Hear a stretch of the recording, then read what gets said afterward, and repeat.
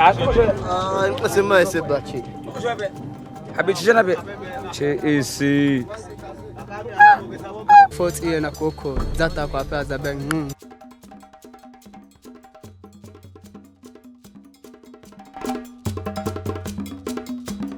Welcome to the savannah of Tanzania, home to one of the last groups of hunter-gatherers on the planet, the Hadzabe.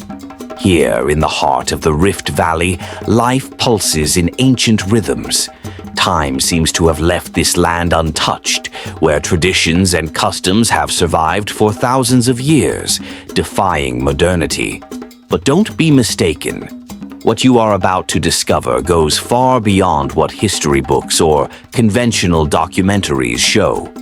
The Hadzabe live in ways that would be inconceivable to many of us. They own nothing, accumulate no possessions, and their connection to nature is so profound it borders on the sacred. Yet, their customs may surprise us, even shock us. In this tribe, polygamy is not only accepted, it's a common practice. A man can have 10 or more wives, each with their role in the community. But that's just the beginning. Imagine living in a place where food is uncertain, where hunting is a daily matter of survival. Now, think about the bond between man and animal, so strong that dogs are more than companions. They are partners in hunting. But in hard times, they might become the tribe's last option for food. Hard to believe? Well, get ready. As you journey through this story, you'll see the unexpected, understand the incomprehensible, and perhaps even find answers to questions you never knew you had. Because the Hadzabe are not just a tribe, they are a mirror to humanity's deepest roots. Stay with me. This story will change the way you see the world. Who are the Hadzabe? Here, in the remote Rift Valley of Tanzania, lives a people whose existence takes us to the deepest past of humanity, the Hadzabe. They are one of the last remaining hunter-gatherer groups in the world, a living reminder of how our ancestors lived over 10,000 years ago. The Hadzabe inhabit the shores of Lake Eyasi and the vast surrounding savannas, a region rich in biodiversity but relentless in its challenges. Without agriculture, livestock, or modern technology, they rely entirely on nature for survival.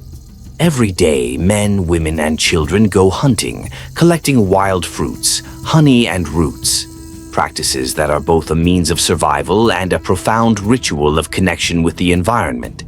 The Hadzabe life is guided by the present. They don't accumulate material goods, don't have permanent dwellings, and live in small family groups, moving according to the seasons and resource availability. Their tools are simple but effective. Wooden bows and poisoned arrows they prepare from local plants. They know every trail of the savannah, every sound of the forest, every sign of life around them. It's as if they carry the wisdom of their ancestors in every gesture. The Hadzabe culture is deeply egalitarian. There are no permanent leaders, no rigid hierarchies. Decisions are made collectively, and everyone has a vital role for the community's well-being. Hunting is not just a male task, it is also a time of learning and transmitting skills across generations. For the Hadzabe, nature is not just a resource, it's an extension of who they are. They have an almost reverential respect for the natural world, hunting only what is necessary for the day, without exploiting beyond what the land can offer. In a world increasingly marked by overconsumption, this approach challenges us to reflect. Who, in fact, is closer to balance? But despite their resilience, the Hadzabe face a silent enemy: modernity. Pressure for land, the advance of agriculture, and climate change threaten their way of life. Even so, they resist, keeping alive the echoes of a history that began with humanity itself. The Hadzabe are not just survivors. They are guardians of a way of life that challenges our modern notions of progress and success. And it's in this contrast that their true strength and inspiration lie. Amidst the vast landscapes of the African savanna, The Hadzabe's life is shaped by a sense of cooperation and balance that has sustained their survival for millennia. Every member of the tribe plays a vital role, and it's in this division of labor that the secret of their resilience lies. The women of the tribe are true experts in environmental knowledge. Every day they venture out to explore the surrounding nature, gathering roots, tubers, wild fruits, and honey. Each plant, tree, and fruit holds a meaning beyond immediate sustenance. They carry within them the ancestral knowledge of the medicinal and nutritional properties the land offers. It's as if each woman is a living library, with stories and teachings passed down through generations. Gathering is not just a practical activity, it's a deep cultural bond that connects the women to the land and the history of their people. Meanwhile, the men of the tribe take on the responsibility of hunting. Armed with skillfully carved bows and poisoned arrows made from plant extracts, they venture into the wild terrain. Hunting is much more than physical strength. It requires patience, strategy, and a trained eye to track the smallest signs of prey. Silence is their greatest ally. The sound of an arrow slicing through the air is rare but precise. The food brought back by the hunters is a valuable prize, the result of a profound respect for the cycles of nature. They hunt only what is necessary, maintaining a balance that ensures the continuity of resources. But life in the tribe is not limited to gathering and hunting. During breaks, there is a moment of gathering. Men, women, and children come together around a fire, sharing stories, teachings, and laughter. It is here that culture is passed down and bonds are strengthened. There are no authoritarian leaders or rigid hierarchies. Important decisions are made collectively, considering the well-being of everyone. Everything that is gained, whether through hunting or gathering, is shared equally within the group, reinforcing the sense of community. And there's one aspect that catches the attention of many: the practice of polygamy. For the Hadzabe, this tradition goes beyond the cultural aspect. It is a response to the practical needs of survival. Having more than one wife means increasing the strength of the group. More hands to gather food, more support to care for children, and more security to face the challenges of life in the savannah. It is a strategy that ensures the tribe remains strong and united in times of adversity. The social organization of the Hadzabe is a direct reflection of the environment in which they live. Here, each action is guided by a clear purpose, to ensure collective survival. They teach us that, in the simplicity of their routine, there are profound lessons about interdependence, resilience, and harmony with nature. While many seek solutions for life in progress, the Hadzabe show us that sometimes the answers lie in returning to our roots and in the perfect balance between man and earth. Hunting, an ancestral skill. Hunting for the Hadzabe is more than just a subsistence activity. It is an art, a tradition that spans generations and defines the essence of their existence. With hand-carved bows and arrows prepared with a natural poison extracted from plants, they venture into the savannah with a precision that impresses even the most experienced. Each step they take is meticulously calculated. They read the environment like an open book, the trace of an animal in the sand, the tilt of leaves on trees, or even the muffled sounds in the wind are clues that few can perceive. This skill is the result of centuries of adaptation and a deep respect for nature. The animals they hunt vary, from monkeys and antelopes to smaller birds, each requiring different tactics and the strategic use of poisoned arrows. However, hunting is not driven by excess or greed. The Hadzabe have a clear philosophy: to hunt only what is necessary. Each animal taken is treated as a gift from nature, with gratitude and reverence. And it is not only the men who do the heavy lifting. Their loyal dogs play an essential role. They help locate and encircle the prey, acting as extensions of human skills. But in times of extreme need, The Hadzabe resort to a controversial practice, consuming dogs that are sick or unable to hunt. To them, this is not cruel, but a practical matter in an environment where every resource counts for survival. Hunting, however, is more than food. It is a spiritual act that reaffirms their connection to the earth. For the Hadzabe, each arrow shot carries a deep meaning, the balance between man and the natural world, and it is in this balance that they continue to live as their ancestors did thousands of years ago.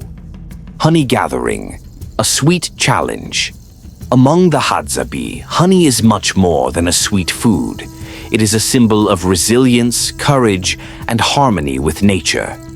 Gathering honey is no easy task, but they have a peculiar ally: the indicator bird. This small guide, with its distinctive call, leads the men directly to the bee nests. It's a unique and ancient partnership between man and bird, where both benefit. The Hadzabe get the honey, and the bird feeds on the remains of the hive. When the nest is located, the real challenge begins. Climbing tall trees, often with thin and unstable branches, requires strength and balance. Without modern protective equipment, they face swarms of angry bees. Each sting is a reminder of the risk involved, but also of the reward to come. The honey they gather is more than a food rich in energy. It is used as an offering in rituals, a way of thanking nature for its generosity. In moments of celebration or need, honey is shared, uniting the group around a fire where stories of the dangerous journey are told. For the Hadzabe, the act of collecting honey is a metaphor for life in the savannah. Dangerous, challenging, but also full of treasures for those who face the risks with courage and respect. Every drop of honey gathered is a reminder that harmony with nature can offer great rewards, not just physical, but also spiritual. Rituals and cultural habits.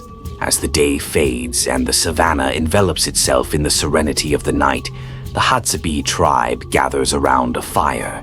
The flames dance and illuminate the faces of those who have lived in harmony with the land for millennia. The members of the tribe begin passing around a taco, an ancient mix of wild tobacco and ashes. This ritual is not just a practice, but a way of keeping spiritual and cultural bonds alive. The taco symbolizes the exchange of energies, the connection between the living and the spirits of ancestors, and a means of strengthening the cohesion of the group. As the smoke rises to the sky, they share stories that are not just accounts of the past, but seeds of wisdom, teachings that intertwine with the present. Each story told around the fire carries lessons about hunting, survival, and life in the vast natural world. The elders pass their knowledge to the younger ones, transmitting the practices that ensure the tribe's continuity. These moments are sacred. It is not just about smoking, but about reflecting on what is essential in life. The conversations around the fire are like a survival manual, where each word carries weight and meaning. The children listen attentively, absorbing everything like sponges, knowing they are the next to carry these traditions. The tribe members, by sharing this collective moment, are not just preserving their culture, but also perpetuating the essence of who they are. A tribe that lives and breathes the legacy of their ancestors. Modern survival, challenges and changes. With the arrival of the modern world, the Hadzabe face a new reality where the echoes of their traditions mix with the demands of the present. The tribe, once isolated, now interacts with tourists and engages in local markets, where their handicrafts, bows, arrows, handmade utensils, find new value. These objects, which once were only tools for survival, now have an additional purpose, connecting the Hadzabe with the outside world, helping them acquire items that can no longer be found in nature, such as clothes and metal tools. However, this adaptation to the new world is not simple. By selling their products and interacting with tourists, the tribe opens a door to new opportunities, but also risks losing the essence of their way of life. Commercial exchanges become more frequent, and with them comes the temptation to abandon certain traditional habits for modern conveniences. Buying items that were once handmade, like kitchen utensils or clothes made from industrial fabrics, can lead to a detachment from their roots. Tourism, in turn, brings both benefits and challenges. On one hand, it provides access to new resources, but on the other, it exposes the tribe to external influences that may threaten the preservation of their traditions. They see the modern world entering their lives, but they know that the value of their practices must be maintained and respected.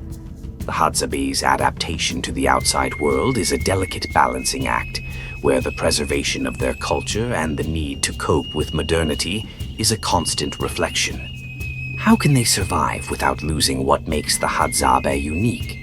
As the day completely fades and the shadows of the night stretch over the savannah, the Hadzabe tribe remains, as always, true to the land and their ancestors. They show us a way of living that, although simple, is deep and full of respect. While the modern world accelerates and seeks quick solutions, the Hadzabe teach us the importance of connecting with what is essential: the land, the community, and the preservation of traditions. They are a living link to the past, a direct connection to a way of life that defies the conventions of modern society. Even with the rise of needs brought by globalization, the Hadzabe continue to be an example of resilience, adapting to the new world while protecting and valuing what makes them who they are. What can we learn from them? Perhaps it is the respect for nature, the simplicity in daily choices, or the importance of maintaining a true connection with our own history and community. In a world where traditions are often lost in the rush, the Hadzabe show us that there are other paths of patience, balance, and wisdom. They invite us to reflect on the true essence of life, on the importance of living in harmony with the environment and with others, and leave us with a fundamental question. In our pursuit of progress, are we forgetting what truly matters? If this journey through the habits and traditions of the Hadzabe has touched something in you, be sure to share your thoughts in the comments. What do you think about the adaptation of tribes to the modern world? How can we apply these lessons to our own lives? Leave your opinion and subscribe for more content like this. Until next time, and may the wisdom of the Hadzabe inspire us to live more consciously and connected.